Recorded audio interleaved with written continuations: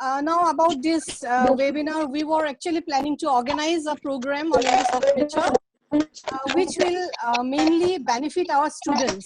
We were mainly focusing on the students rather than the teachers. And we teachers too, of course, will be highly benefited, you will know after the session gets over. So after a few discussions, we came to a conclusion to organize it on a theme which is broadly associated with theater.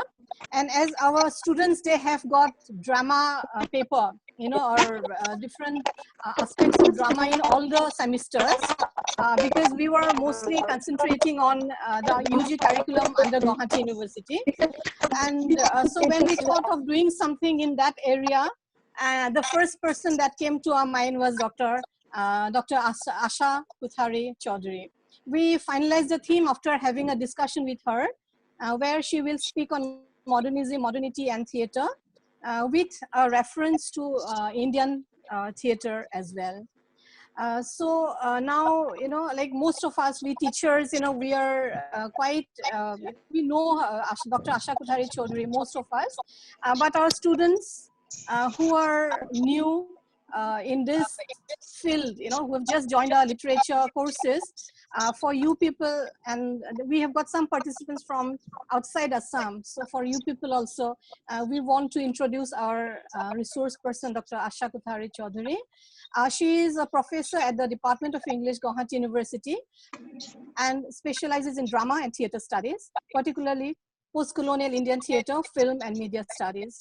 Her PhD was on American dramatist Edward L.B. Among her publications are Mahesh Datani, which was published by Cambridge University Press in 2005, and Ideas of Stage, Selections from Drama Theory, which was published by GUPD, Guwahati University Publishing Department. She is currently working on a translation project of the collected works of Sri Arun Sharma and the eminent Assamese dramatist. Asha has been 2015-16 Fulbright Fellowship awardee.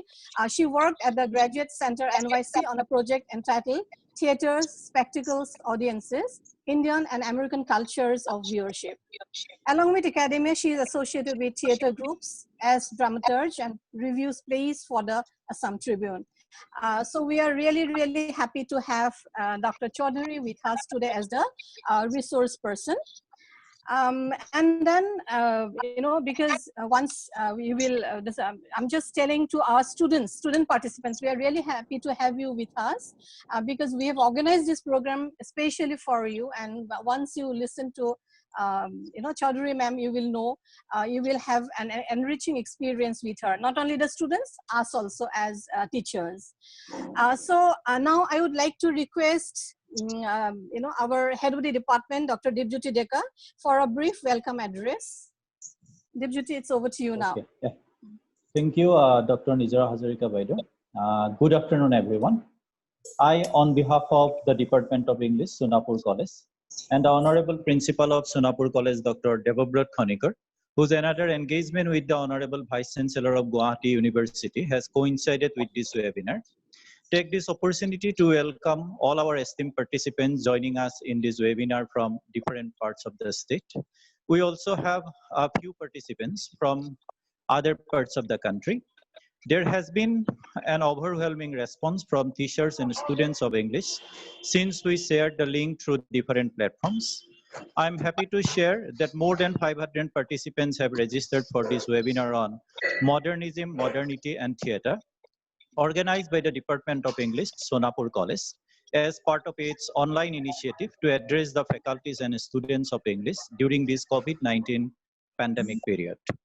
We have participants from different universities, colleges, and other academic institutions of the country. Among the 500 participants registered, we have almost 45% faculties, 40% students, 0.2% research scholars, 10% academicians.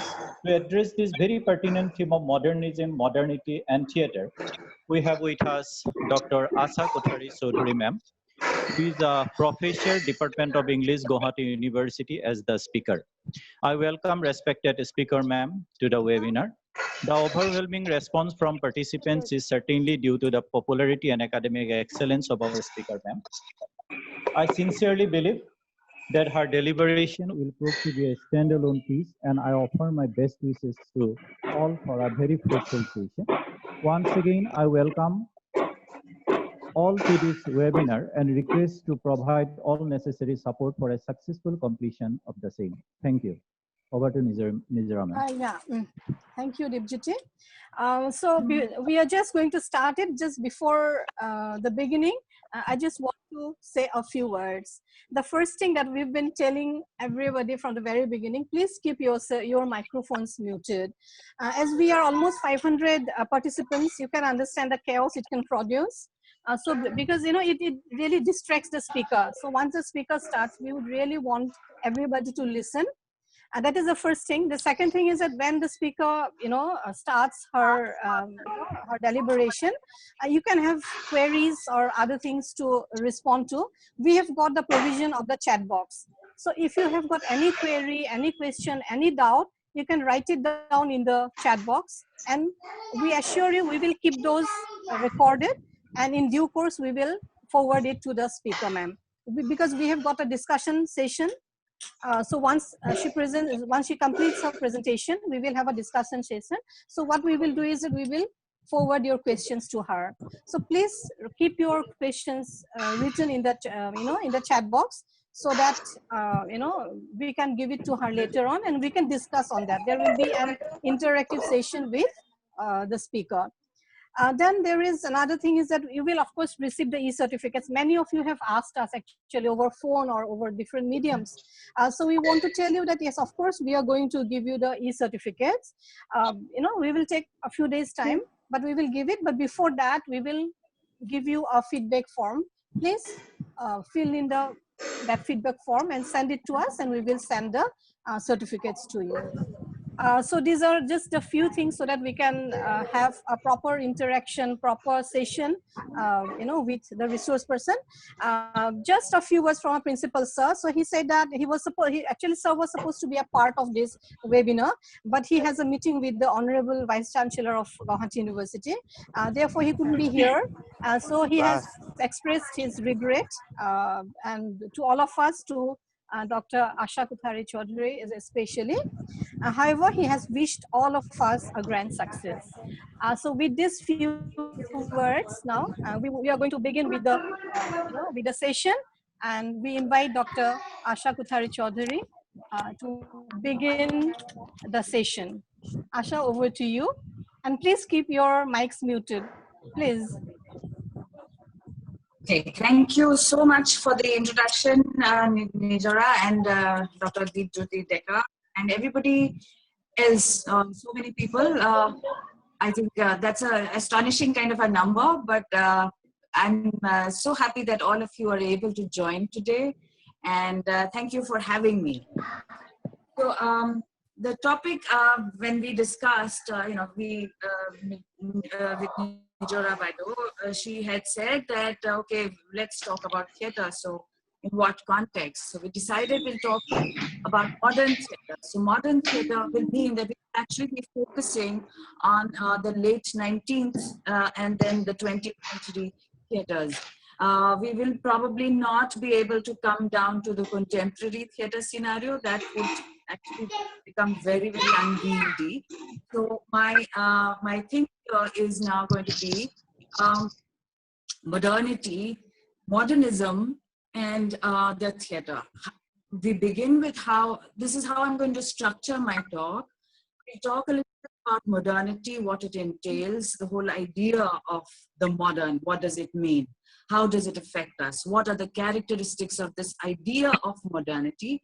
And then we move to the notion of modernism, which is really, okay, there is a certain kind of overlap, we all know that, but modernism is more or less something that is a movement in the arts in the European countries, which sort of happens where all the arts seem to converge and make all sorts of avant-garde changes. So the avant-garde is also an inexorable, indelible kind of a part of what we know as high modernism in Europe. And then, of course, we will be talking about modernity and modernism in terms of how it affects the theater. So after having done that, my next part would be to connect it with the way theaters in India have grown. This again in the same time span, late 19th century and just post-independence. So it's basically 1.5 centuries that perhaps we'll be looking at, which means I'm going to be obviously skipping over a great deal, eliding over a great deal, but then we'll be making points as to how theatre in India is not just being affected by the West, it is also affecting theatres in the West. So that will be an important part of how we will try to place or locate the Indian theatrical context in terms of modernity and modernism. Okay, so let's go now and talk about what really modernity means. In some sense, it is a kind of a generation. It's about technological innovation. It is about governance. It is also about socio-economics. So its main features are, and I'm going to try and make this a little modular so that if there are students, they will be able to, get some amount of structured understanding of what modernity would entail. So we all know that modernity really begins sometimes, this is again, it's a sort of a contested opinion, but we somehow agree that the early modern period begins sometime in the Renaissance. When the Renaissance comes to Europe, when scientific mind begins to work, you have a certain kind of modernity. So what are the specific kinds of features? And we can very quickly run them off. You have the idea of individual subjectivity. That becomes so important. Suddenly, this whole idea of a Christian antiquated kind of old ideas going out, people like Thomas Aquinas and the others in the Middle Ages, the kind of outlook they have, now the world is suddenly changed and the individual, the human being is in the center of the world. So you have individual subjectivity, which becomes extremely important as a kind of a feature that is also signified by the coming of modernity. You have scientific explanations for most phenomena. That becomes extremely important again. You also understand and recognize the value of rational thinking and rationalization. You have a decline in all sorts of worldviews in terms of religion. Religion is now no longer the linchpin through which you are going to think, through which the epistemologies of the world will be construed. You are now looking to science to do that. You have also a very interesting emergence of bureaucratic understanding, and bureaucracy comes in. You have a very rapid change. Now, this is not in the early modern period, but modernity of the 19th century that we are now considering. You have urbanization. You see that everything that is there, literature, arts, everything seems to converge, come together in the big cities of Europe. The very, very important book that we are all familiar with, at least the teachers that are here online will know that book, the book by Malcolm Bradbury and Macfarlane on modernism. It actually includes 2 or 3 chapters on the rise of the city in Europe. So urbanization, again, is a hallmark of what we know as modernity. So it's not about the pastoral, idealistic kind of space anymore. We are looking at an industrialized and a urban space. You also have, Asha, interestingly, yes? Hello, Asha. Can Yes? I intervene just for a second? Can I intervene just for a second? Yes, please do. Yes. Yeah, sorry. Because, like lots of people have kept kept themselves unmuted. Which has really, really created a lot of disturbances, and participants are actually asking everybody to keep the phones off. Okay, let me speak. Let me Yeah, also you please tell them, and otherwise okay. we'll be sorry to remove some of them. Otherwise they don't if they don't unmute themselves. Okay, all the participants are please request to put themselves on mute because apparently there's a lot of feedback and noises which makes other people unable to hear the proceedings. Thank you so much. Is that okay? Should I mute all, then Asha ma'am will unmute? Actually, whoever is controlling the meeting can mute everybody. Yeah. Should I mute all, then ma'am will unmute We you. will mute all and then Yeah. unmute. Asha, you unmute yourself. Okay. You can just unmute Yeah, I yourself. have done. Yes, it's done.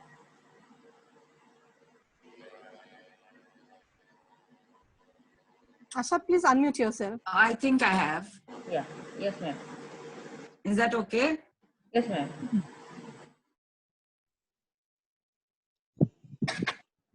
It's a horribly humid day. Okay, so we were talking about urbanization. Yes, ma'am. Yes. So you have urbanization. You also have another interesting phenomenon that happens around the 19th century and the early 20th century is the rise of the nation state. So these are features that sort of define the parameters within which we talk about the idea of modernity. You also have a very accelerated kind of financial exchange and communication. Okay, there are some children crying, I can hear. Okay, yeah. Okay, it's gone now. Okay. So now you have, we are talking about financial exchange and communication. All of these things form the kind of organic structure that we are looking at. So again, let us come back to the idea of when modernity is supposed to have begun. We already suggested and the various kinds of historiographical opinions that the early modern period of Europe comes along with the Renaissance. And then the other historical opinions are that, the modern era arrives at the end of the colonial invasions and global expansions, sometime between the 18th and early 19th centuries. So in general now, modernity is exemplified by the period subsequent to the onset of modern warfare. And it is typified again, it's almost the center of it all happens to be the two great wars. And of course, the era is followed by what we know as post-modernism. What are the things that happened with modernity? So you see, you have new formats and new thoughts, new epistemologies, completely innovative ways of writing and thinking, of new ways of inquiry. You have the infusion of women now. This is again a very interesting, very important feature, particularly for those of us who are interested in women's studies. There is the infusion, the coming in of women in completely historically male-dominated sectors of society and the economy in terms of workforce as well. We also remember that women's suffragette movement also starts sometime around then. You have emergence of completely new forms. The silent film comes in. Jazz as a musical idea also comes in around this time. So you have these new art forms. You have new products and technologies that will be developed.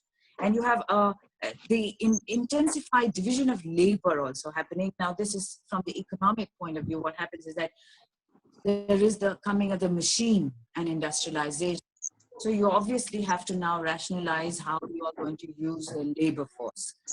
You also have technological innovations everywhere. You have the telegraph, you have the radio, you have photography, you have altered inhabiting environments. And so you see, it's particularly with photography, it's interesting that photography actually alters the way the human eye looks in some sense, because it is now able to record. Say, for example, if you were all live just now, and this is so important theatrically too, cinema can survive this lockdown, theater cannot.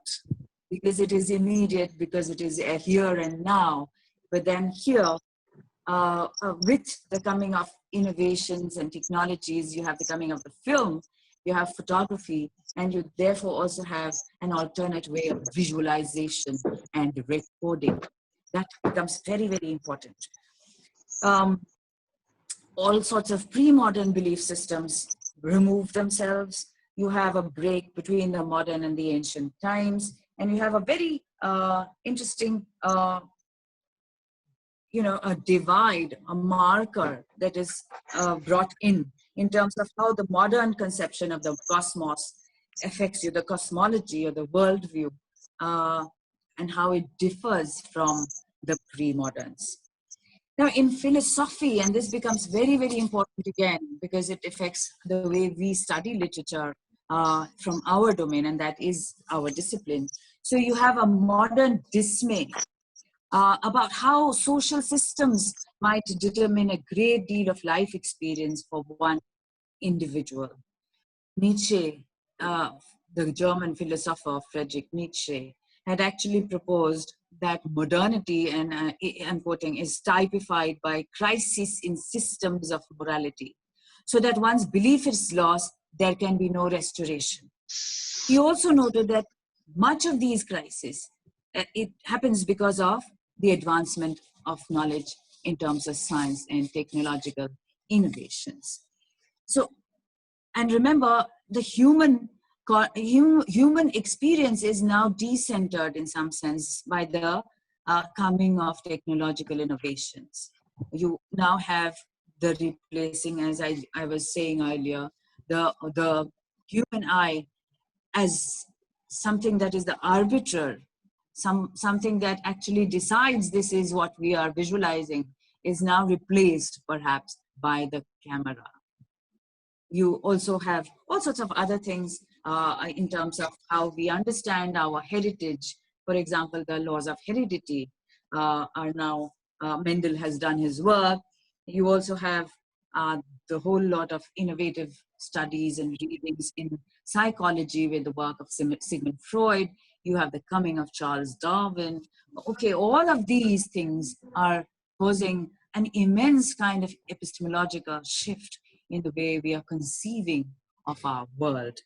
So now, in terms of modernity as a historical epoch, you would be able to say, define it is in terms of the distinction between the new modes of how one exists and a perception of the self, where you have all sorts of shifts in transport, in architecture, in mass events, in media. All of these things are now different.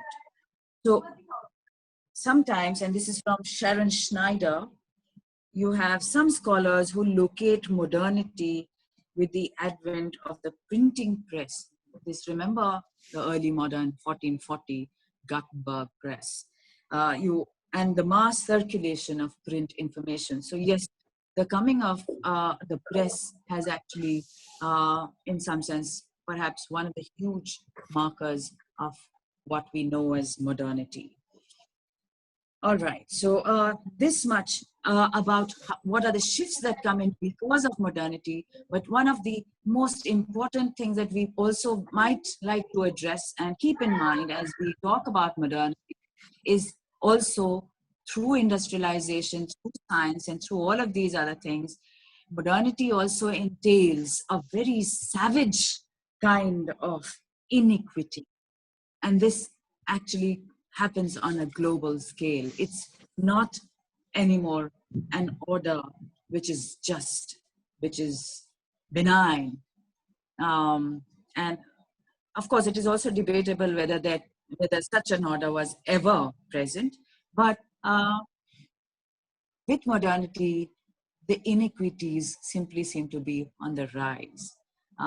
It is not easy for all sections of all people to maintain a certain kind of balance. So that is a little module on modernity, what we know as modernism in the arts.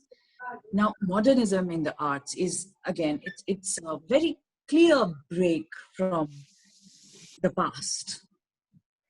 And remember Virginia Woolf's statement about how modernity, sometime in the 1800s, human nature itself changed.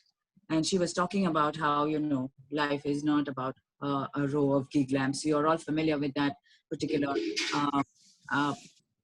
proposition. She was talking in the aftermath of an impressionist exhibition that had taken place in Europe, in Europe at that time. And Impressionism was taking over everything in the arts. And so this break, it seems almost as if it's a very visible kind of a break from the past. This exhibition of Impressionist art from Monet and the others.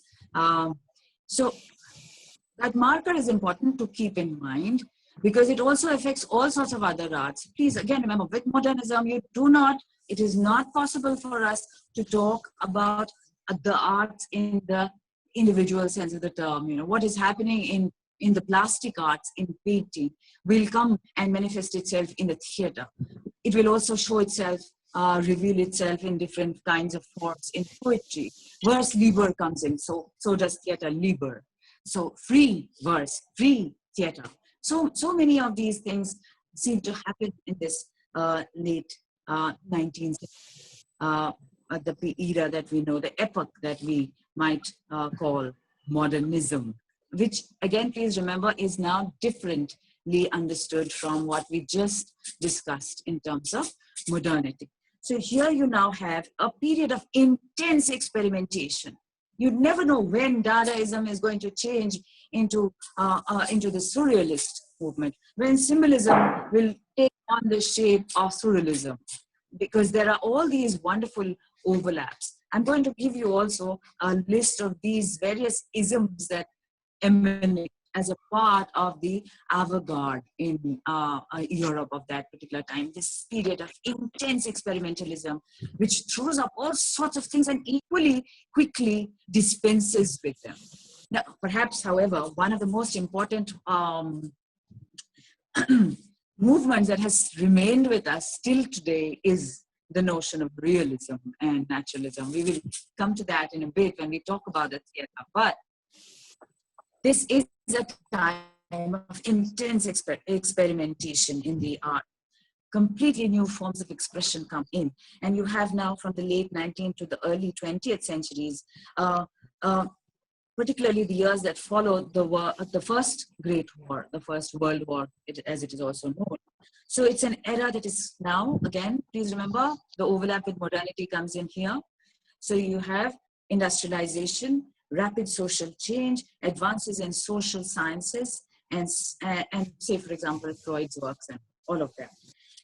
There is also a very important sense of alienation that is happening with Victorian society, with Victorian morality. There is, remember, there is that age of doubt that is there. And now you're moving away from Victorian morality. You also have a movement, very interestingly, away from optimism, from conventions of the earlier periods. You have very many new developments in psychology, in philosophy, in political theory, all of these that will throw up the need for new modes of expression, meaning you will now have wonderful new innovations in the theater, in poetry, in terms of all sorts of things that will pop up now as a part of the modernist movement. So let us look at how it affects literature as a whole. We'll move to theater in a bit. Nijora, I just want to ask you, how much time do I have? Because I can go on and on. This is a huge area, but I must have a certain kind of time. Maybe for 1 more hour. Will it be all right? Okay, I'm good. Okay. All right, so let's move. I've sort of made little notes to myself to keep myself in check. Otherwise, it will just go completely. I know. Okay. Yeah, we can continue till 1:30. Okay. 1:30, I have to be at the department. We have opened today, so we'll have to finish before that. Okay, all right, anyway, let's go on. Okay, okay. So in literature, what happens with the urbanization and industrialization? You now have a search for an authentic response. How the world has changed. How do you respond to this change in terms of literature, in terms of the various genres of literature? So you now have modernism as a literary movement, and one of the finest examples of poetry of this particular period, of course, just immediately after the First World War, is the work of T.S. Eliot, The Wasteland, for example, which is obviously a seminal modernist work, one of the products of high modernism. And it is, of course, as we all know, it's a search for redemption, of a sense of loss, and a completely sterile world that you now have to live with. You have, remember, of course, with Little Gidding, with the four quartets, Eliot will go on and make his peace with the world. But this is the time when it is all lost, and you are trying to grasp at a world that no longer, in so many ways, exists. It's a spiritually sterile landscape that you have to confront. Now, you also have fragmentary images. You have absolutely obscure illusions all over the place, because now you are trying to get hitched to certain ideas that will keep you grounded, because the ground itself seems to have shifted. Now that is important. And so you have now The Wasteland as one of the prime examples of what modernist poetry could be. Of course, remember the antecedents of The Wasteland, the work of Baudelaire, the work of Jules Lafforgue, and so many of the other French writers also makes a very big impact on the work of T.S. Eliot himself.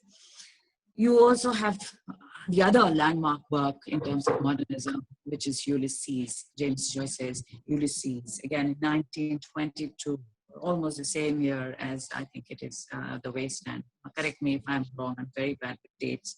But anyway, huge, dense, fat book, which many people find it very, very difficult to read, about the life of Dubliners. And of course, the use of the stream of consciousness method as something that will become the order of the day, with all sorts of writers that will come in. Proust, for example, Virginia Woolf, and so many of the others who will take this idea and try to track the way human mind thinks and write it down. So, the whole idea, difference between real time and the time that is in your mind, that will form the of the world. So you now have all these people, including Proust and Woolf, Faulkner in America, Gertrude Stein as well. So then, in terms of other literary modernisms, you also have a fairly important modernism movement that happens in the Latin Americas and also in Spain. Like I said, this is the movement in modernism is not limited to literature. It also will have to touch upon music. It touches upon painting, touches upon all sorts of things, even cinema, for example. Later on, you will have the work of say the expressionist film that is perhaps one of the best ideas of expressionism, called The Cabinet of Dr. Caligari, is also made around about this sort of time. So yes, you have, in terms of music, the work of three particular musicians. There are many, many more, but let us just consider these three. You have Stravinsky, you have Anton Webern, and Schoenberg, who will all try to bring in different kinds of music in terms of almost a radical kind of shift from the traditional structure even of music. And this actually happens in a period that we know as futurism. And it happened, with the cult of the machine that comes in. Okay, let me not go off into that tangent. Let me keep here. In terms of dance also, you have a shift. And you have all sorts of elements of human form in motion. Remember, dance has a huge connect with the theater, because it is, again, it is a human body on stage performing. performing for other bodies. So dance, therefore, always in all cultures, and not just in India. In India, we have a very, it's almost India, it's something that cannot be ruptured at all. In India, in the Natya Shastra, for example, you'll have all the mudras and the mandalas, but then the connection with the natak and then nritya is almost a holistic kind of space. We'll come to that in a bit. So you have in the visual arts, again, we've already talked about Monet's work. You also have Edward Manet. You have other after Impressionism, you also have the coming of post-Impressionism, abstract expressionism, and Cubism, and all sorts of other movements in the arts. So the avant-garde movements that we very often refer to in terms of modernism, there's a whole list of them. And let me move to the theater quickly, because otherwise this is going to take a whole lot of time. Let's quickly just give you a list. Impressionism, post-Impressionism, Cubism, Futurism, Expressionism, and Expressionism is particularly important to the theater, Constructivism, and Abstract Expressionism. So these are movements where you have, these are avant-garde movements that has the convergence of the arts, poetry, drama, novels, painting, music, dance, all of these things will come and collide and partake of the manifestos of these various movements. And what happens was now intrinsically, you have in art the focus on line, on form, and in color.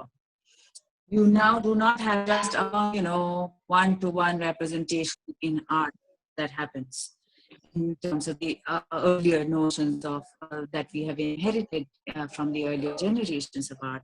That is now shifted. By the beginning of the 20th centuries, you will also have this radical shift in architecture. Buildings will now look very, very different. That is a huge shift that will begin now, and will when we come to postmodernism, it becomes a more radical kind of shift. Although, yes, they will sort of come back to the traditional modes again. But it is during modernism that these big blocks of architectural, the works of Gaudi, for example, in Spain, a whole lot of work has been done in terms of the way they were using steel and glass buildings, for example. And by the mid to late 20th century and so on and so forth. So clean lines, these become very important in the visualization of architecture. Please remember, all of this will also affect the way the theater will work. By the late 20th century, of course, there is a movement away from modernism. And although, yes, you have the coming of the postmodern. Now let us consider how the theater is affected by all these movements. Let us look particularly at, say, expressionism. When you're thinking about expressionism, it is, after all, a kind of reaction against realism. I had talked a little bit, I had begun to talk about naturalism and realism as a part of the avant-garde, as a part of modernism. We all know that, what happens with the coming of naturalism. Let's just talk about naturalism before I come to expressionism in the theater. With the coming of realism and naturalism in the theater, with the writing of Émile Zola's essay on naturalism in the theater, which exhorted all the theater practitioners of Paris of that particular time to move away from sentimental melodrama and so on and so forth, and look to the world as it is, to represent the world as it is. So here you have now a space where you have the representation of the world as it is, without any external color. You also have a very detailed idea of stage settings that come in now, which makes it very, very difficult, say, for example, to put up, say, a play like that, you know, like those written by Shakespeare around this time. This is also the time when Shakespeare becomes so overdone in terms of stage setting. Please remember, Shakespeare's stage, for example, was a bare stage. He didn't use too many sets and too many, you know, paraphernalias, too many properties and so on. It was a bare stage. What he had was words.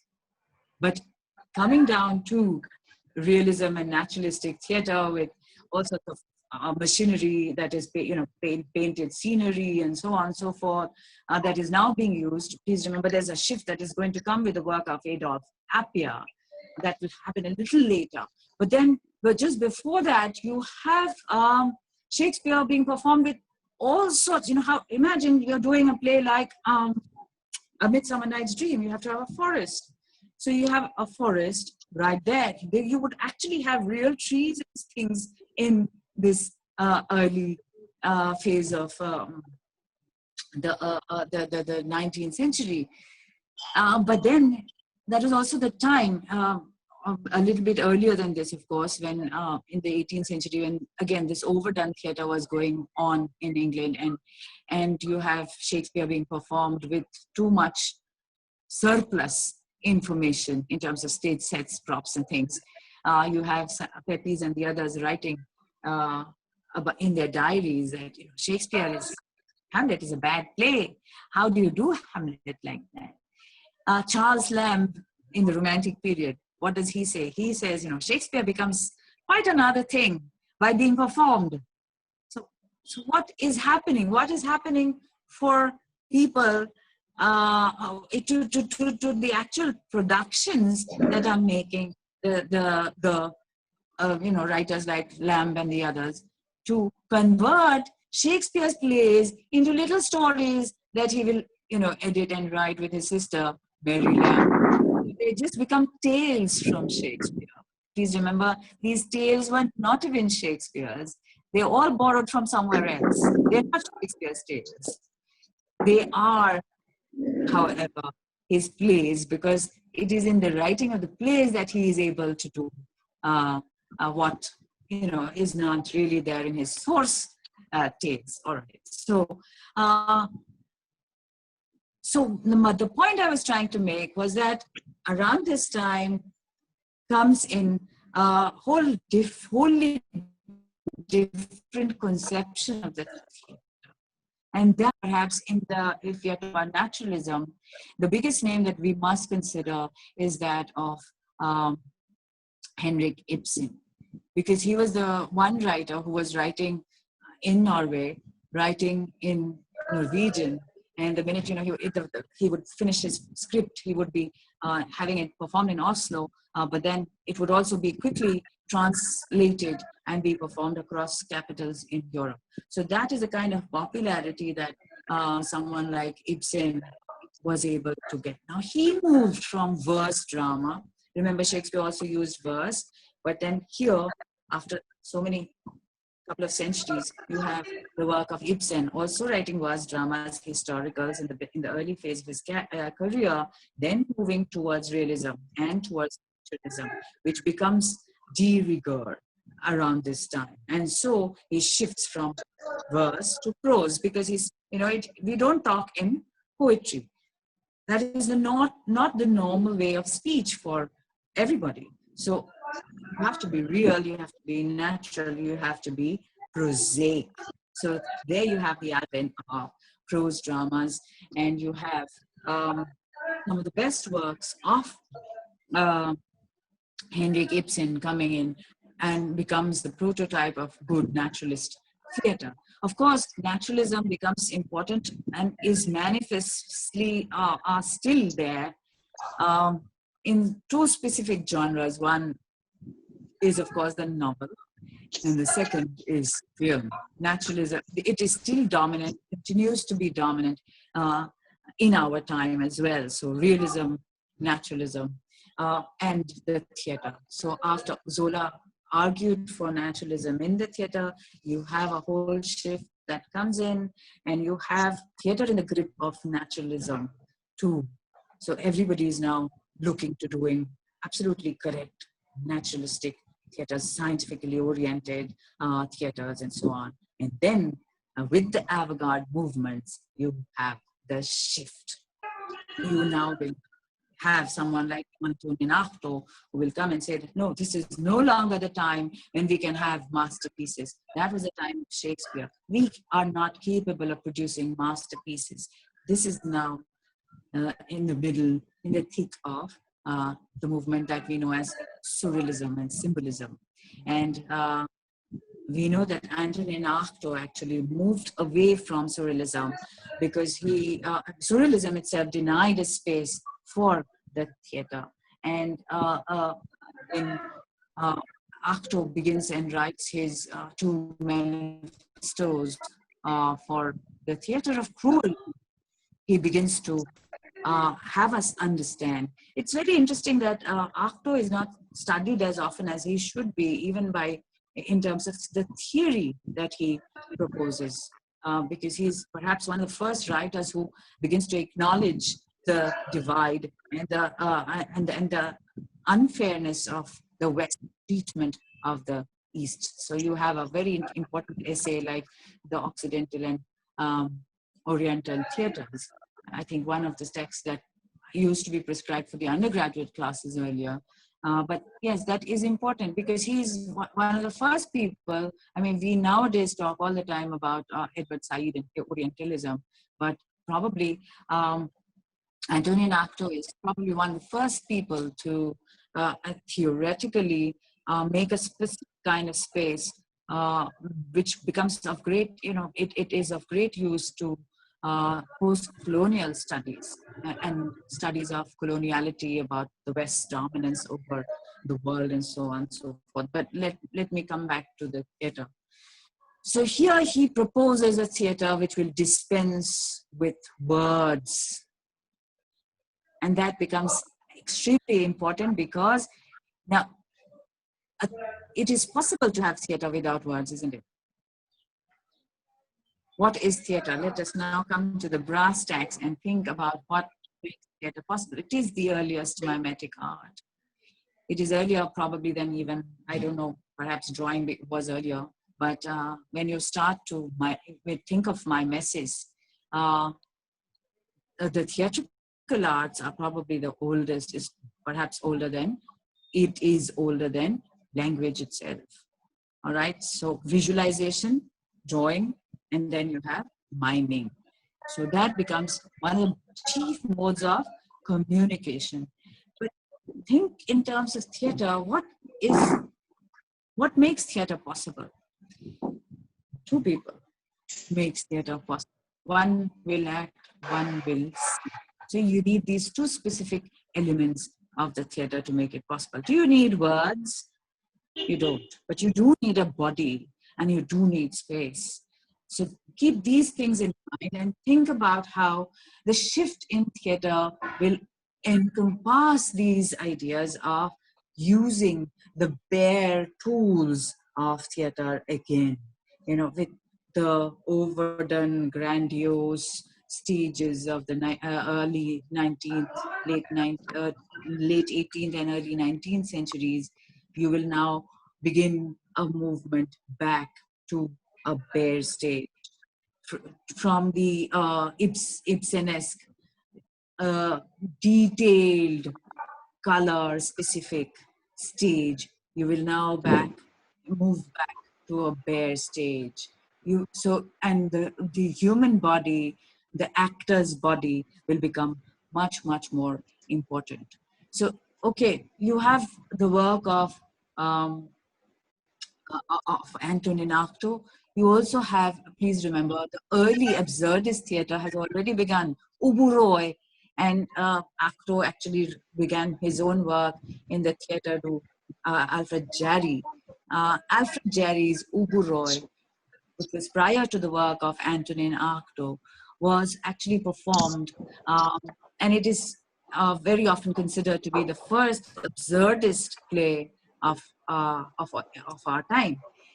The first absurd display. It was written by a teenage boy. Alfred Jarry was actually a teenager, died very, very young, very humongous kind of talent. But then absolutely avant-garde, again, performing in the middle of Paris. The Surrealists actually decided that theater is not something that is conducive to their movement.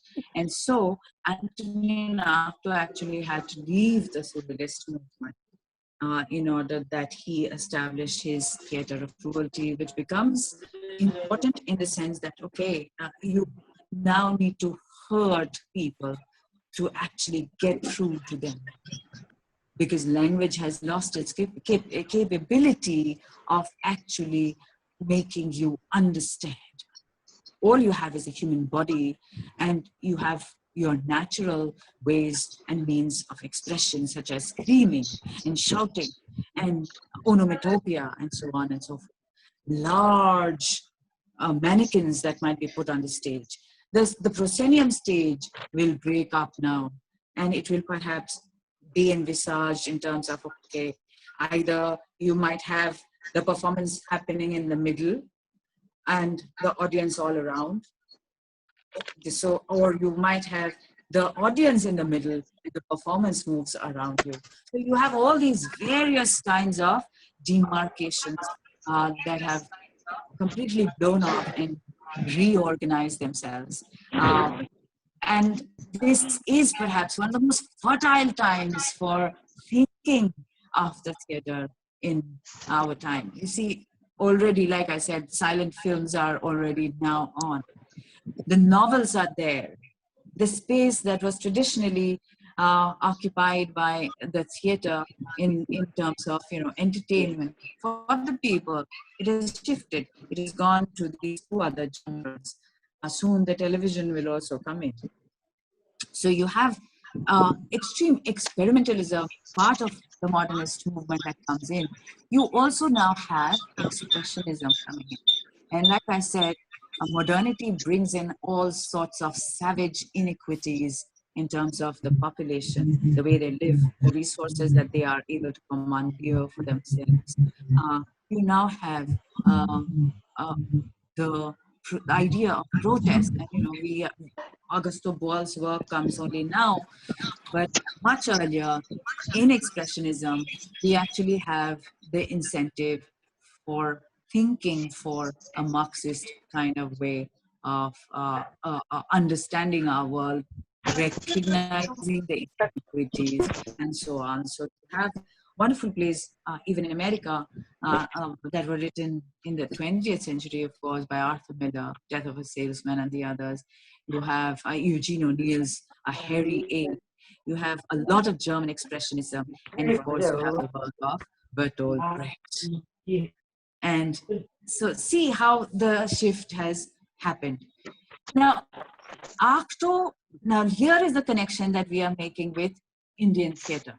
Artaud does not directly look at Indian theatre as inspiration, as something that is new, as something that has its own very pure theatrical vocabulary, not a vocabulary that is, that is already fixed for you in terms of the text, in terms of the proscenium stage, in terms of the lines that they will learn and they will perform. It is not that anymore. Artaud discovers Balinese theatre.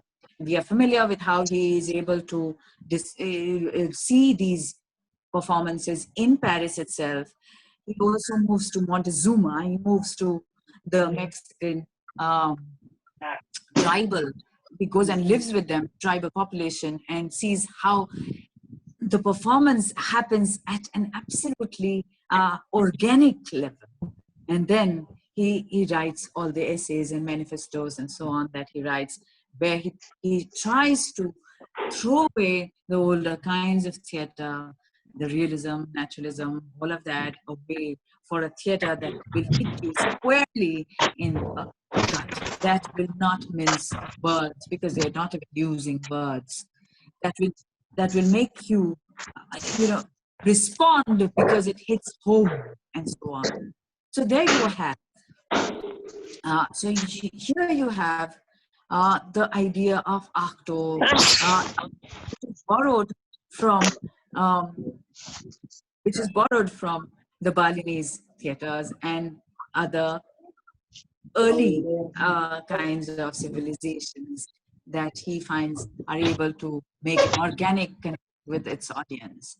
And that is a shift that you see. And that is also the connect that you will see, because Balinese theater actually is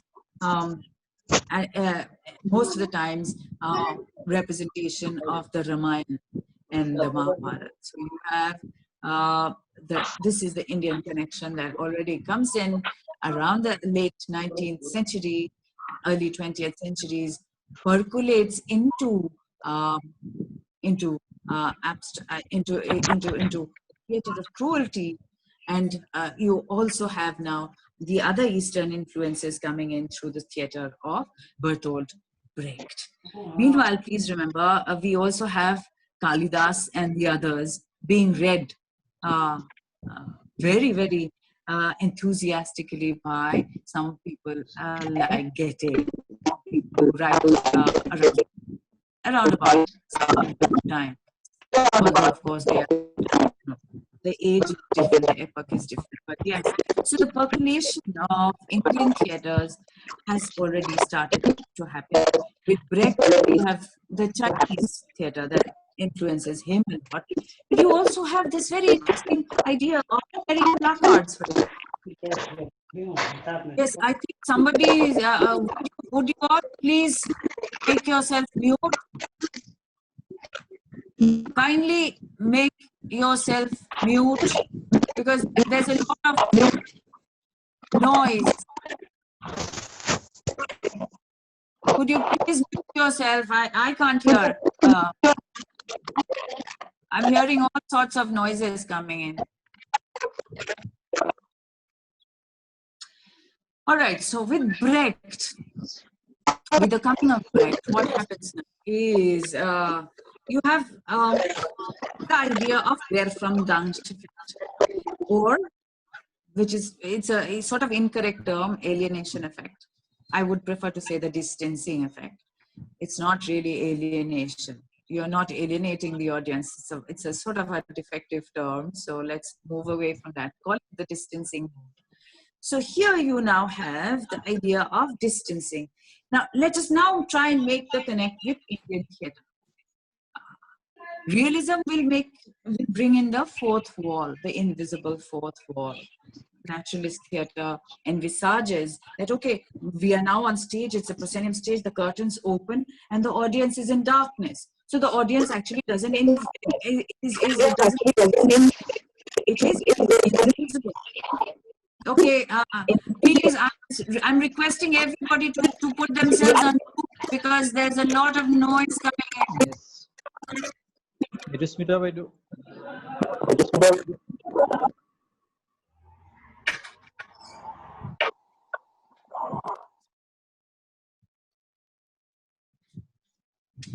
Okay, it actually makes me lose my train of thought.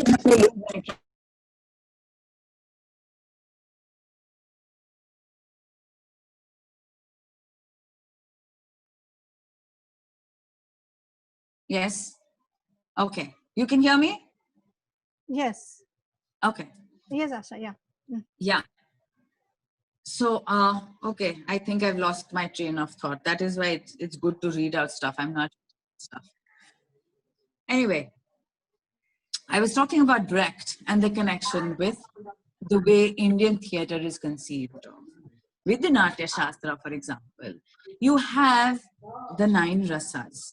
You have the stock understanding of 9 different types of rasas that express specific kinds of bhavas, right? So we are aware of those rasas. You have Veera and Shringara, and I hope you are aware of it. It's our thing, so we should be aware of it. Yes, so the 9 rasas, like love is Shringara, Rodra, which is anger, Veera, which is bravery, Karuna, which is sort of pathos, Hasya, which is laughter, Adbhuta, which is astonishment, Vibhats, which is disgust. And you have what? Veera, I've already said. Okay, I'm missing two. One is, the last one is of course Shantam, which is hardly a rasa in the sense that it is an absence of everything, or a collision of everything where nothing is there anymore. So you have now these rasas. Now, how do the actors in the Indian idiom express themselves? Think about, because early dance forms, current dance forms they still are the actual receptacle where the Natya Shastra ideas still survive.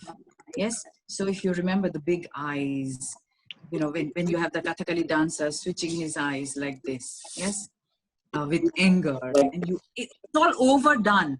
My point, the point that I'm trying to make here is that all of this in the Indian understanding is overdone. All right. If you are angry, you are angry, and so on and so forth. Okay, I don't want all of you starting to laugh now, but anyway, that is the way it is exaggerated, and it is exaggerated for a purpose, because now you are a character playing an actor. It is already in the mode of the Brechtian distancing.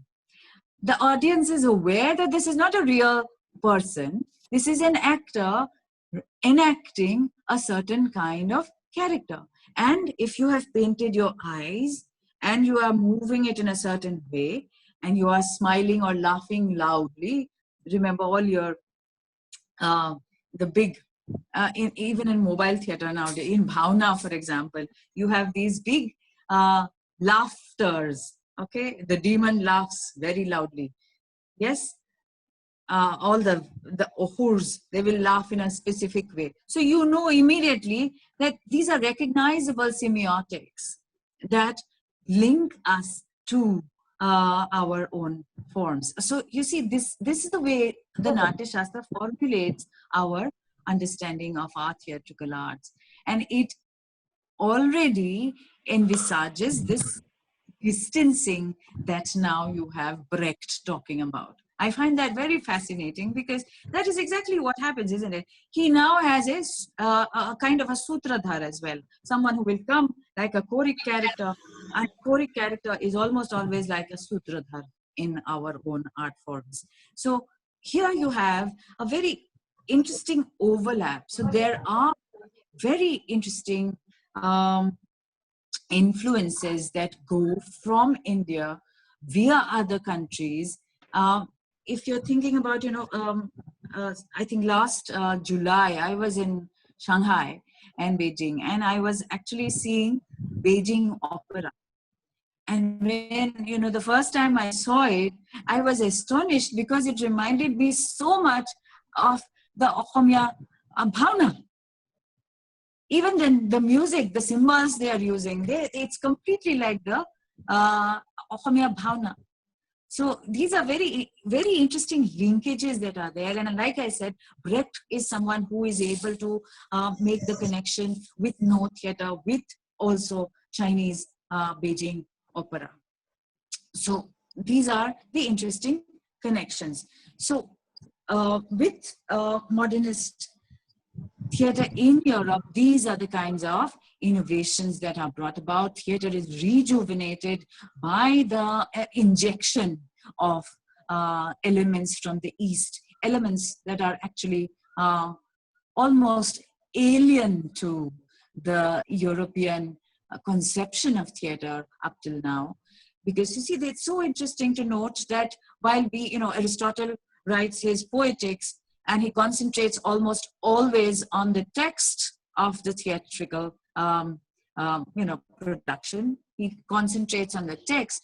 The Bharata's Natya Shastra, which is most probably the oldest treatise on theater in the world ever, is Bharata's Natya Shastra actually talks in terms of performance. It does not talk in terms of the text. The text, remember, in the theater, the text will always change, because theater is an idiom, is a genre where the text is bound to change. It's like telling a story. You see, I tell you a story, you will tell the same story to somebody else, and that story will be different.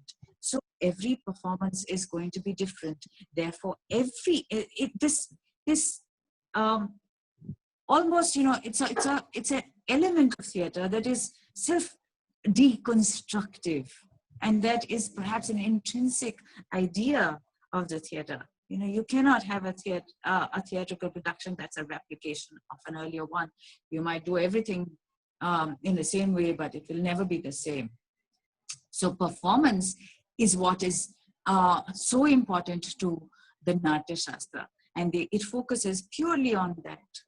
Okay, so this stage divide, that is one of the most important binaries that we will always encounter when we are talking about the theater, this page and the text and the performance divide. But then please remember that theatrical text is always a text which is an incomplete text. It is a text which is full of holes and personal, as very often said. Okay, please, could you stop talking? Could you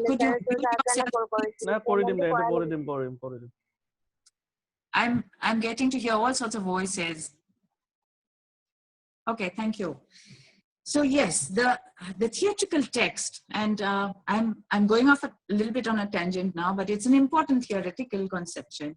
Semiotically, if you think about it, Kierilum has pointed out in his book that, you know, you have the theater, the dramatic text, you know, the poetry and verse, but they are the same thing almost. But drama and theater seem to be two different things, isn't it? One is something that to do with a space, something to do with an audience, something to do with actual performance, and drama is something that is textual. So you have these two words. You have the idea of the text and performance, the stage and the page, you have and theater and drama and so on. So yes, these are conceptions that we have to encounter everywhere in whatever way we want to talk about the theater. But if you're thinking now in terms of how the Natya Shastra takes hold of the notion of performance and the binary that is actually confronted, you will find that that it is very, very different from what Aristotle was doing in his treatise, which is so text-based. All right, so having said all these things about the theater in general, if we think now about how does modernity and modernism, how do these things affect us in organized India? Please remember, we got over colonization only in the middle of the 20th century, just like 1947. We still spent as a colonized nation. The first play that comes is 1831. You have the work of Krishna Mohan Banerjee, who writes a play called The Persecuted. And it's an awful play.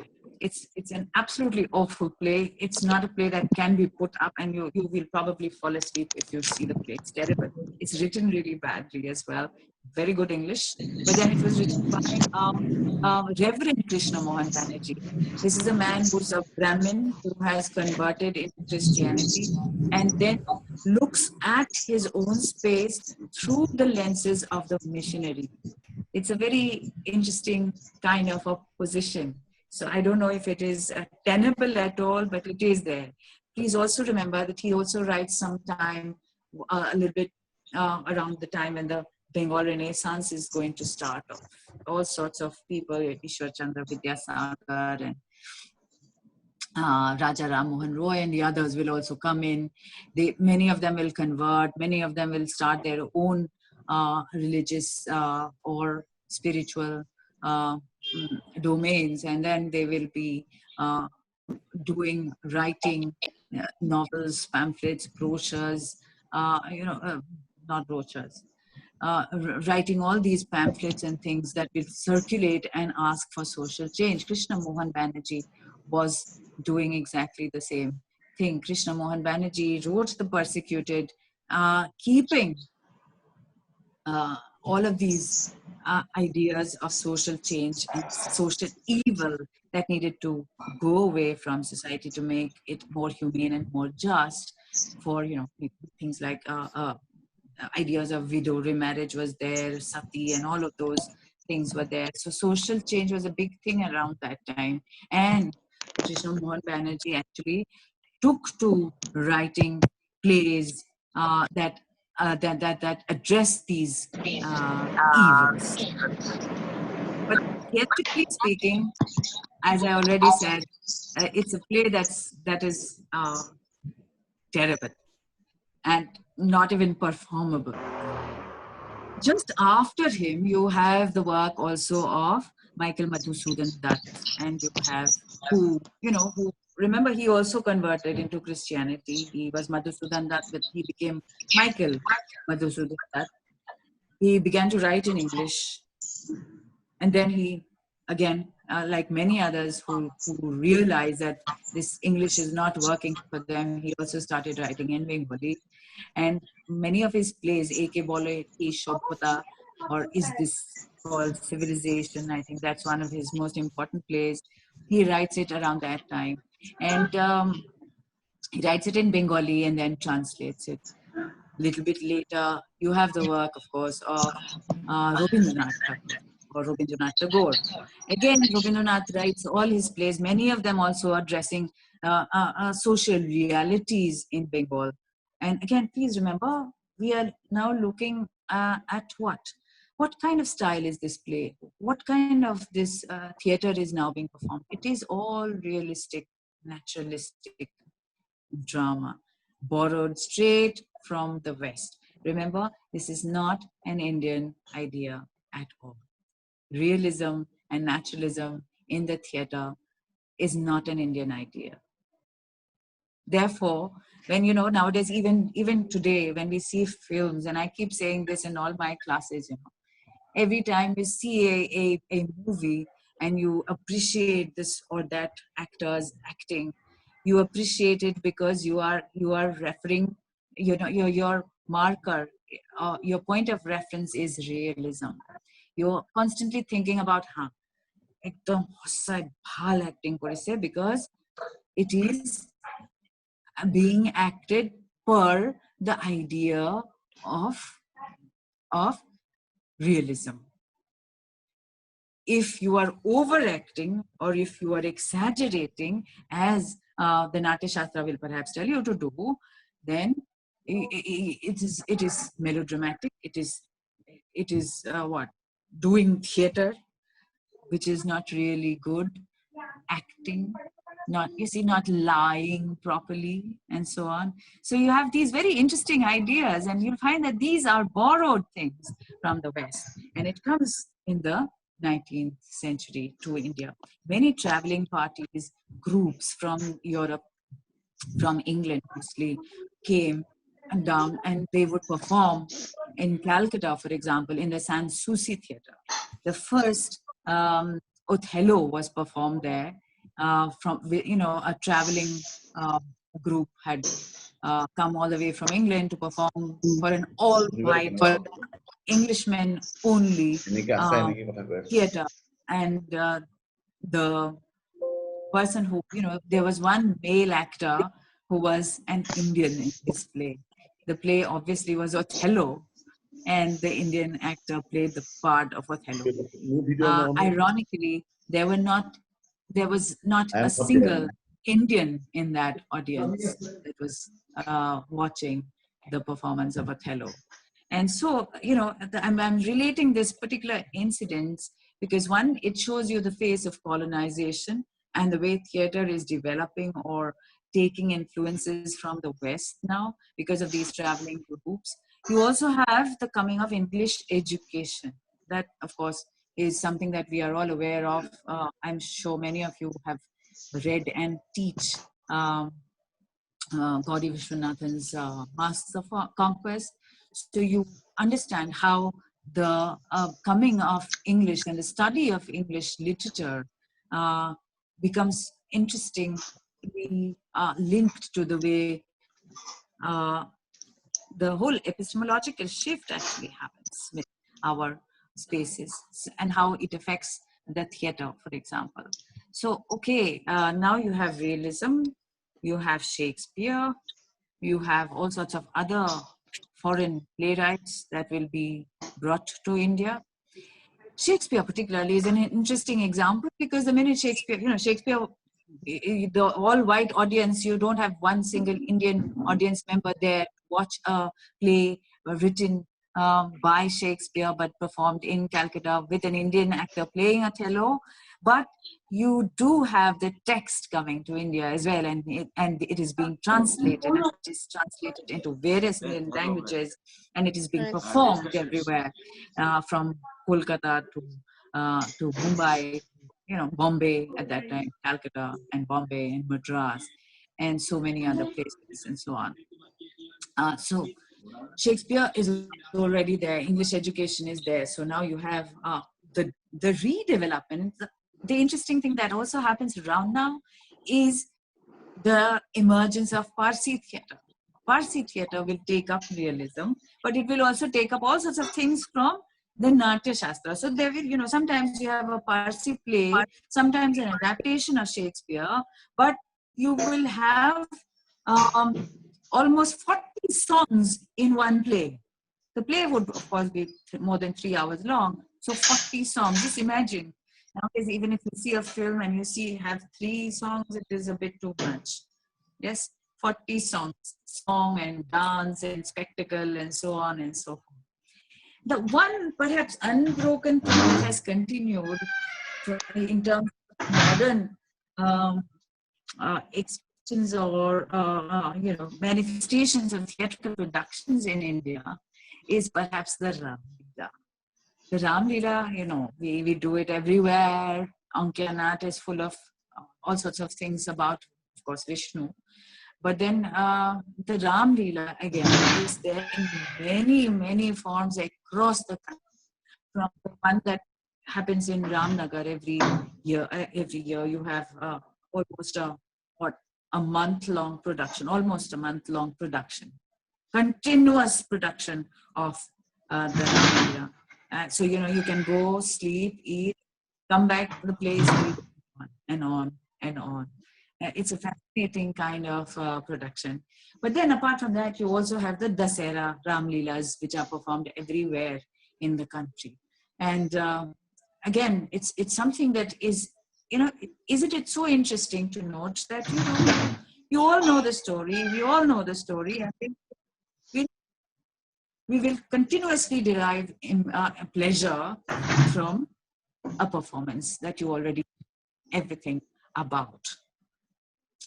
So, so here you have now the idea of the Ram Leela. Please remember, it's also a religious kind of. The Ram Leela, I sometimes feel, is a kind of a shift away from the religious to the secular, because you will find that all sorts of other elements come in over here. It is a kind of an unbroken line of theatrical production in India across the centuries. Okay, so that is one thing that one must remember. But then let us come back to how the West influences the theater here. So you see, when we have all these people in Bengal, you also have T.P. Kailasam in Madras. You have some of the others also writing in other parts of the country. What happens now, after we have achieved independence, that becomes very interesting, because you see, you have now the setting up through the government of Nehru, the 3 academies, the Sahitya Academy, the Sangeet Natak Academy, and the Lalit Kala Academy. And you have specific functions being allocated, specific domains being given to these academies. And these, so the Sahitya Academy will look after literature, the Lalit Kala Academy will look after the fine arts, and Sangeet Natak Academy is supposed to be looking after the dance and the natak. So you have 3 or 4 roundtable conferences that happen sometime in the 1950s, And you have experts from all over the world and India, people like Adya Rangacharya, Nemichan Jain, Richard Schechner, Neelam Mansingh Chaudhary, and so on. All of these people congregating, Suresh Avasti and the others, and they congregate, have a roundtable conference, and try to decide what is the trajectory of modern Indian theatre going to be. And they, sometime in the 1950s and 60s, you already have the setting up of the National School of Drama. One of the fallouts of these congregations was that the setting up of the National School of Drama was considered and funded and so on and so forth. The government set up the first school in Delhi, next to Mandi House, which we are all familiar with. And you have what happens in terms of what is going to be the national theatre of India going to be like? Is it possible even to conceive of a singular kind of national theatre for India? It is not, obviously it is not, because you have so many languages, so many dialects, so many unrecognized, vanishing dialects. You also have so many performative traditions and forms and dances and folk forms. And okay, you also, of course, have the classical Sanskritized versions of the old forms that still survive. So it is not easy to conceive of a singular national theatre of India. You have regional ideas, forms, and so on and so forth. So how does one conceive now of a theatre that will be singular? And in all of this, how do you bring in the idea of English theatre in India? That is a completely different story altogether. Perhaps I won't have time to talk much about that, because you don't do theatre when it rings false, isn't it? When you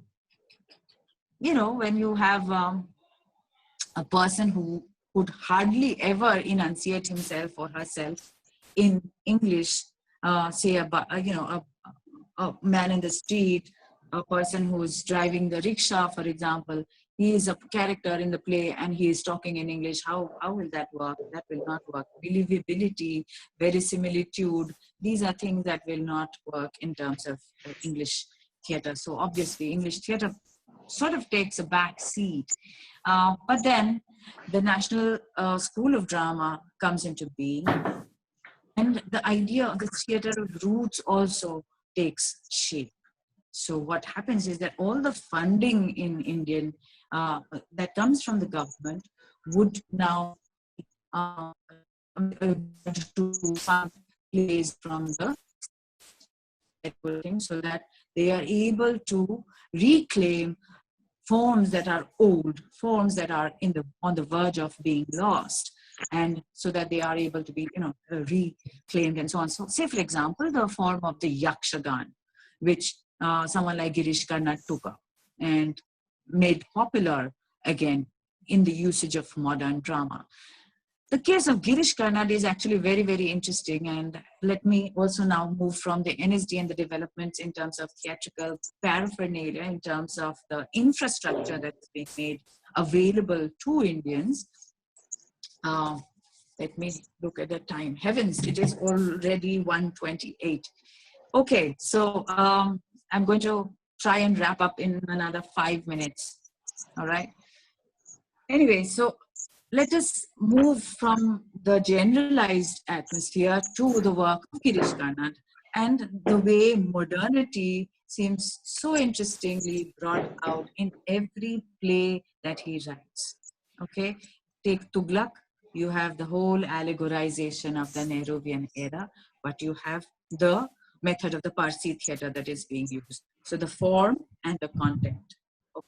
So this content makes the form very meaningful and very modern, at the same time attached to a certain kind of rootedness.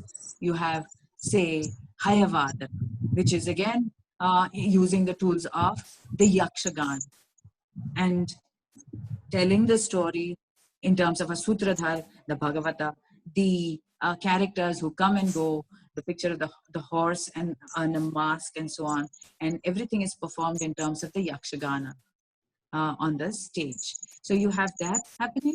But at the same time, it brings to the fore the idea of human sexuality. And again, very modern handling of female characters and the notion of agency for a woman. So again, this is one example of how richly the theater of Girish Karnad develops, taking the best of both worlds. And that, I think, is one of the great examples of how modern Indian theater functions and has made itself from scratch almost. Okay, I think let us start with our question answer session, because I've just stopped midway. I had a lot more to say on Indian theater, but I think maybe we can do another session if you want. Let us have interaction, please. Yes. Thank you so much. Thank you, Asha. Thank you, Dr. Asha Kothari Chaudhary, for that wonderful session. I'm sure all of us have been highly benefited, and it was an enriching experience for all of us. Now the forum is open for discussion or some queries. If you have any, you can please ask. There is one question that is from yeah. Subranil Borua. Wanted to know about the distinction between naturalism and realism. That's the only question. Can I see the message? I don't know how to see the message over here. The distinction between naturalism and realism. Naturalism and realism, the difference. It's a question from a student. Okay. Who asks you It's the difference in yes, thank you. Thank you. I'll come to that. I'll address that question. Realism and naturalism are not very different, really. You are here. It's just a question of perhaps volume and the extent to which you are going to be realistic.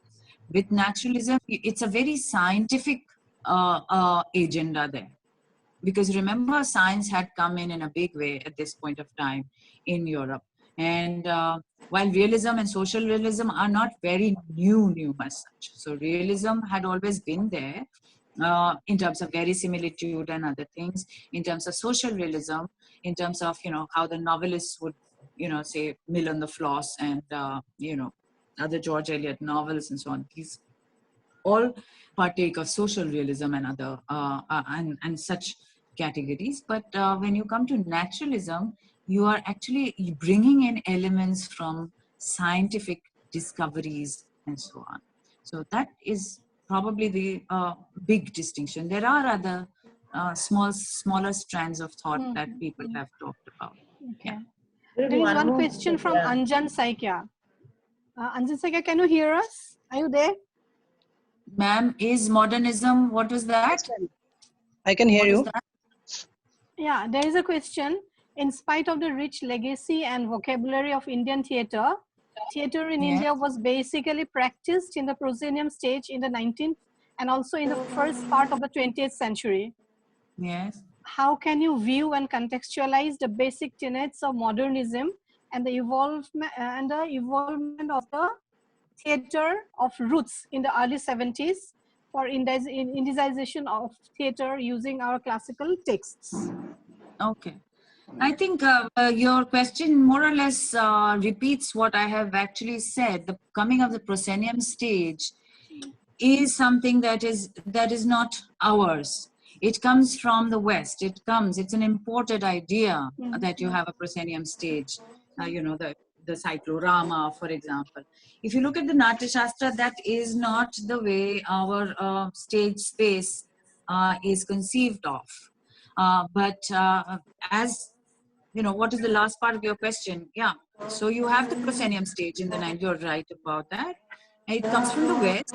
But what happens now, when after the theatre of roots movement sort of takes off after the three big congregations that we have, which I referred to, the three roundtable conferences. So it was decided by these people that Indian theatre, there will be a certain kind of conceptualization of theatres that are fast vanishing, and they will be funded and they will be brought back and performed, say sometimes in the under the aegis of the NSD itself. Say something like the Rang Mahotsav that happens every year. It happens every year, even today. So yes, that is it's a certain kind of mode of decolonization, I suppose. It's also a mode of recovery and reclamation of what is already there and which is on the verge of being lost. So yes, I suppose your question is valid, and I hope I have actually answered your question in my presentation itself. Mm-hmm. Okay. There is another question. On the basis of which characteristics can we differentiate drama and theatre? Text and page. Text and, you see, I kept on making these binary distinctions. And if you like, I'll again repeat myself. There's a very interesting semiologist, a French semiologist called Anne Obersfeld. And she has this wonderful idea of a theatrical text being incomplete. Okay, it is a given. Any theatrical drama text is incomplete. A novel, when you read a novel, it is not an incomplete thing. You read it, okay? It is there. But when you're reading a play, you are only reading something that is not performed yet. It is only with the performance text that you can have a coming together of the text and the performance and then making it a complete whole. So you have this notion of two incomplete texts, the performance text, the written text, and then coming together in performance on the mise-en-scene, you have a complete text. Now, so in some sense, Kier Elam will say it is intertextual. Anne Obersfeld, her metaphor is that of wholes. She says, it's a whole. If this is the written text, there'll be holes all over the place here. And this is a performance text. I will have reverse holes here. When it comes together, it will create the whole picture. The drama, theatre, these are ways in which you are looking at both of them are incomplete texts. And they become complete once they come together. Okay. Thank you. There is a question from Rinal Jyoti Goswami, Asha. What are your views about non-verbal theatre? Okay. Non-verbal theatre. I have talked about Antonin Artaud, and I think perhaps one of the great experiments on non-verbal theatre probably starts with something like what he did in terms of modernism, in terms of the theatre of cruelty. So non-verbal theatre also, again, if you're thinking in terms of Indian theatre, so much of it is non-verbal. Because if we consider Indian classical dance, for example, as a mode of Indian theatre, and because you have a whole lot of abhinay in it, all of it is non-verbal.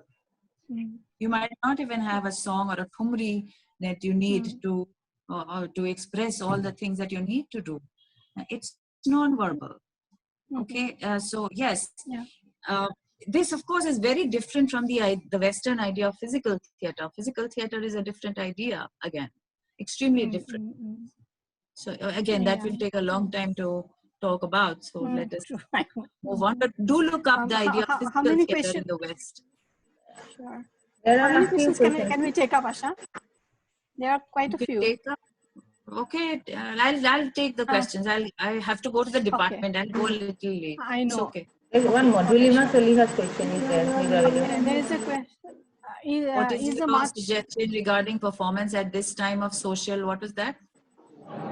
Post-COVID literature. Today's literature. Today's literature can be called as so I don't know about post-COVID literature, but currently, and I have actually been writing about this. If you visit Facebook or page, you could read this up. I have a whole article.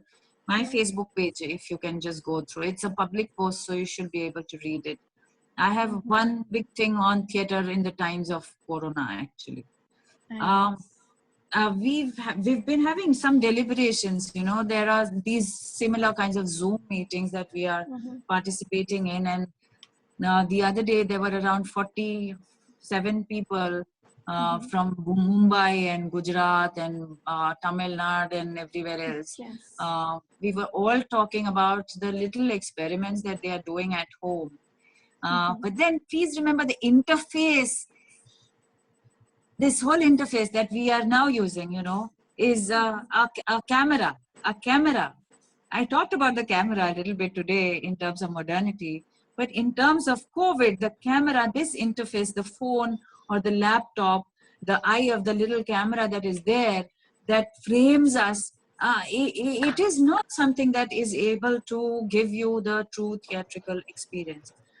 Post-COVID, that is why theater is in probably the greatest danger ever in its history, perhaps. But at the same time, we do know that Shakespeare also wrote, you know, something like Macbeth in the time of the Black Death, and theater survived. I don't think it is easy to just get rid of theater. It will not go away. But theater needs live, immediate communication. If that is not possible, it is perhaps not theater. Yeah. Okay. There is another question. That's what is your take on the negative impacts of modernism regarding performance at this time of social distancing? I just addressed that question actually, so I think let's move on to a different. Dr. Namrata Pathak's question is there. Is there a lot of influence on today's Indian theatre from the West? Okay, I think there is. There is. There is one question from Namrata Yeah. Pathak. Are there overlaps between Japanese no and Assamese bhauna? What is your take on this? Yeah, and not so much as Japanese no, you know, but the what I was telling you, and I've seen this firsthand, Beijing opera, the form itself. If you ever happen, I think you can see some pieces online if you like. There it's an absolutely one-to-one connect. If you just stop, don't see the visual and just listen to their sounds, you'll find that it is absolutely similar to our bhauna forms. So yes, no too might somehow have a certain kind of connect, but the Chinese, I have seen it myself, so yes. Okay. Yeah. There's a question from one of the students, Unman Raj Borua. Is there a lot of influence on today's Indian theatre from the West? I answered that, right? Yes, of course there is. You see, we live in a global world in so many ways. You know, India lockdown or Homoyat, for example, what we have been doing is, you know, National Theatre Live is there on YouTube, and they have, you know, I've seen Jane Eyre, I've seen Coriolanus. In the Globe Theatre has opened up its live streaming also. So we saw Hamlet. Then I think yesterday or something, what was the other play? Frankenstein. These are wonderful plays that are now coming back, that are you know, made available to us. So you know, we live in this era of globalization. I suppose it's not just India being you know, influenced by Western theatre, although Western theatre is much more cutting edge than Indian theatre probably is, except maybe there are exceptions. But then Indian folk elements and Indian styles of presentation are also borrowed from the West sometimes. Yeah. Okay. There is one question from Mayuri Datta.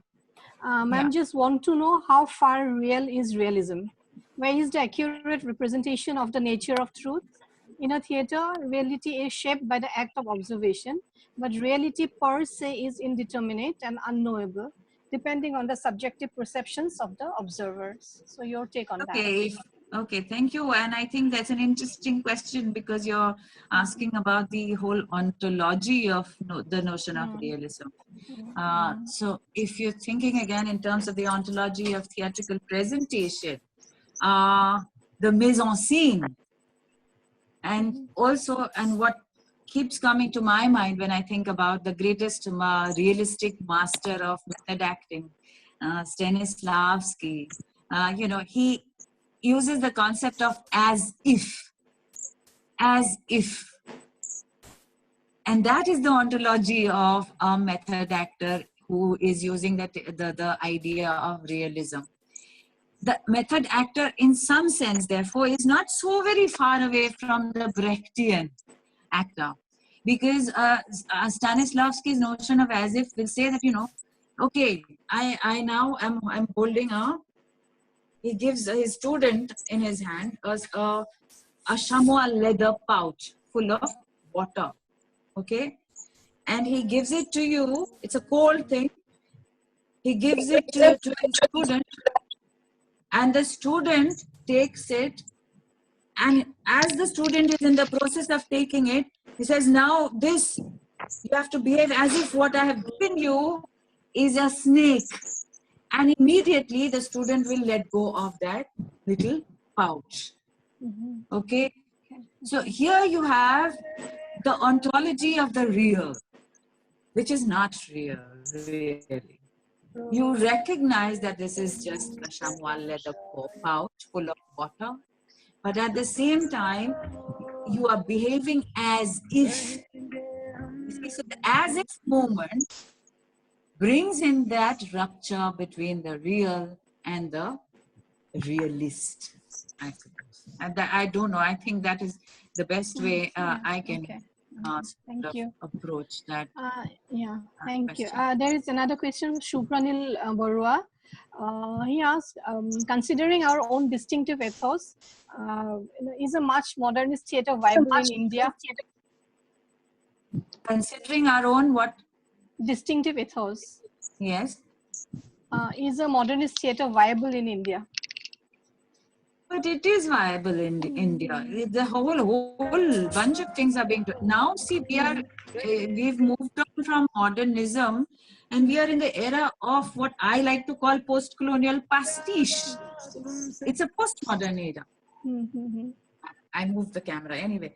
It's a postmodern era rather than a modern era. That means that you can bring in overlaps from everything. That is why when you have something like the good example I can have is, we brought these people in the Guwahati Theatre Festival. It was a 12th night production by Atul, Company Theatre of Atul.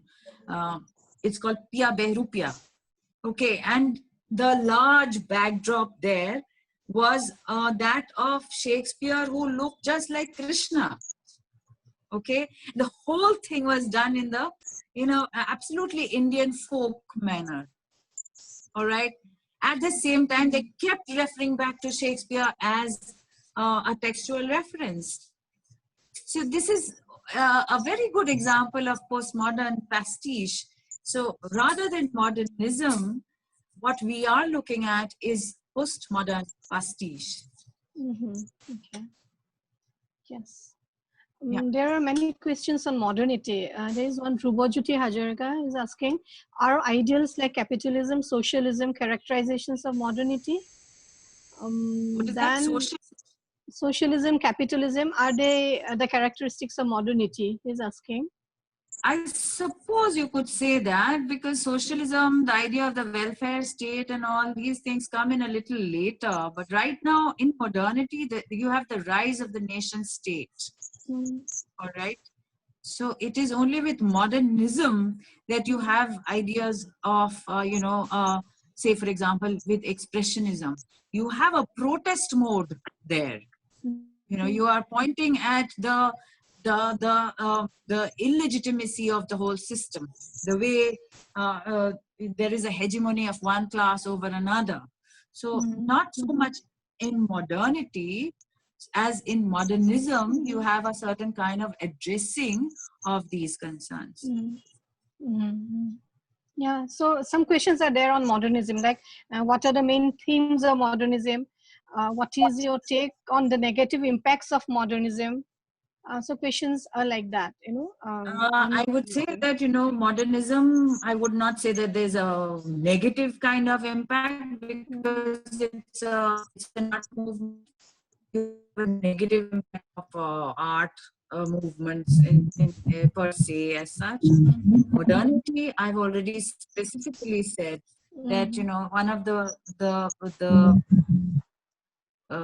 you know, difficult things that happen because of the coming of modernity is this unparalleled, inequitable world order.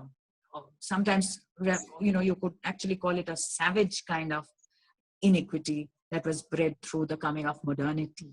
Modernism, as such, is it's only a bunch of new ways of doing art in the modern time. Yeah. Yeah. Okay. I think we will wrap up with that because there are some questions which are like the repetition of the previous ones. So with that, we will wrap up for today's session. And I would like to thank you, Dr. Asha Kudhari Chaudhary, for this wonderful deliberation. And I'm sure everybody is very, very happy because we have got so many hundreds of messages here who have really, really thanked you for the beautiful presentation, for the wonderful presentation. Thank you. And Asha. I'm sorry for the abrupt kind of ending because it just went on and on. I know, I can understand it. No, the time frame is very limited. You know, that's the trouble. I know, we can understand that. But despite that, you've really made a wonderful presentation, Asha. Thank you so much. I would like to thank the participant students also for listening to us and, you know, for listening to Asha ma'am. And I'm sure you have really, really been benefited. Thank you all the participant teachers, faculty members from different parts of India and abroad also. We've got one participant from Abu Dhabi, from somewhere from Abu Dhabi or somewhere.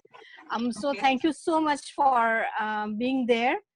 And I would like to especially thank our principal sir who has made the arrangement, everything, but for his time constraint, he couldn't be here. And thank you all for this beautiful presentation. Thank you. And thank you, Asha, for this lovely presentation. Thank you all so much. It was fun. And I liked your questions and I wish I could have had more time for interaction. That would have been good. But thank you so much. Bye. Thank you, ma'am. Thank you, ma'am.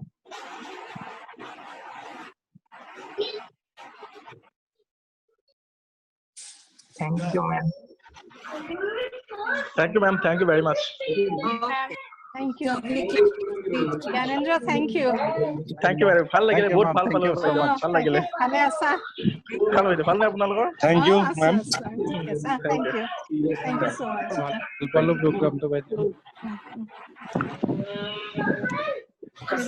End কৰি দিয়া প্ৰগ্ৰামটো সোণাপুৰ কলেজৰ সকলোকে thank you দিলো বাইদেউক ধন্যবাদ জনালো ভাল লাগিল thank you so much বাইদেউ আকৌ এৰেঞ্জ কৰক আমি আকৌ কৰিম sure আমি টিচাৰৰ কাৰণে এটা এৰেঞ্জ কৰি আছো দেই হয় বাইদেউ আমি থাকিম লগত কৰিম তোমালোকৰ খবৰ পঠিয়াম thank you so much thank you Diganta মই এটা ইনফৰমেশ্যন দিওঁ জাষ্ট আৰু অলপ দিনৰ পিছত এই মাহৰ লাষ্টৰ ফালে আমাৰ ইউনিভাৰ্চিটিৰ লগত আমাৰ স্কুলৰ ফালৰ পৰা এখন ইন্টাৰনেশ্যনেল পেনেল ডিসকাশন কৰা হৈ আছে জাপানৰ এজন থাকিব কছোভোৰ এজন থাকিব ইটালীৰ ইণ্ডিয়াৰ এজন আৰু এজন থাকিব শ্ৰীলংকাৰ 5জন মানুহলৈ থাকিব টোটেল 2 ঘণ্টা মানৰ এটা পেনেল ডিসকাশন হ'ব ৰেছপন্ডিং থিয়েটাৰ ৰেছপন্ডিং দ্য চিটুৱেশ্যন এনেকুৱা এটা টপিক লৈ কথা বতৰা চলি আছে সকলোকে ইনফৰমেশ্যন দিম নিশ্চয় লগ পাম তেতিয়া সকলোকে দিবা আমাকো দিব সবকে sure thank you নিশ্চয় মই মেডিচিনৰ বাইৰ লগত কথা পাতি সকলোৰ লগত কন্টাক্ট ৰাখিবলৈ চেষ্টা কৰিম thank you ইমেইল আইডি কেইটা লৈ ল'ব আমাৰ পৰা ঠিক আছে Mrinal thank you Thank you, ma'am. Ako enako organize koribo. Sure. Thank you, ma'am. Okay, thank you. Which let me end kori dia.